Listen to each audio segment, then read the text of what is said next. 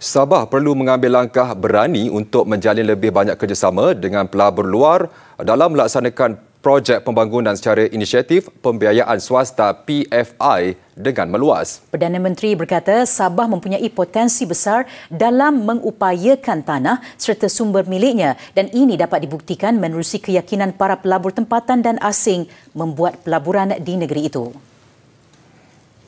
Jelas Tan Sri Muhyiddin, sebagai sebuah negara yang pertumbuhan ekonominya dipacu oleh ekspor, sentimen pelabur amat penting sebagai sumber penciptaan pekerjaan. Dalam aspek ini, keyakinan terhadap pasaran Malaysia tetap teguh, terutama daripada pelabur asing berdasarkan pelaburan berjumlah 18.3 bilion ringgit dalam pasaran bond sehingga akhir Disember 2020. Pelaburan asing bersih ke Malaysia juga kekal positif daripada 2.2 bilion ringgit pada suku kedua 2020 kepada 6.1 bilion ringgit pada suku keempat tahun sama.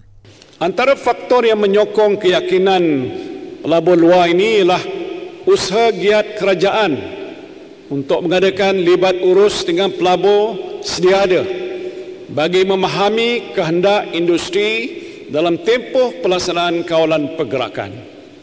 Selain itu, usaha-usaha untuk menarik pelaburan tambahan yang baru juga sentiasa giat dijalankan.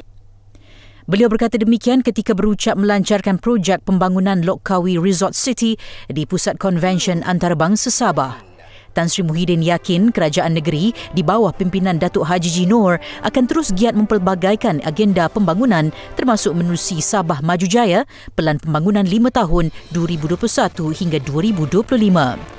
Mengenai pembangunan Lok Kawi Resort City pula, projek itu bakal memberi pulangan jangka panjang kepada Sabah termasuk membuka ruang lebih luas untuk kemasukan pelabur, pembeli hartanah serta pelancong domestik dan luar negara. Projek dengan nilai pembangunan kasar kira-kira 7 bilion ringgit itu adalah usaha sama antara Yayasan Sabah dan Tegas Bangsa Sendirian Berhad, rakan sekutu kumpulan Pavilion dan akan dibangunkan di tanah seluas 166.3 hektar di Lok Kawi Putatan, dijangka siap dalam tempoh lebih kurang 15 tahun.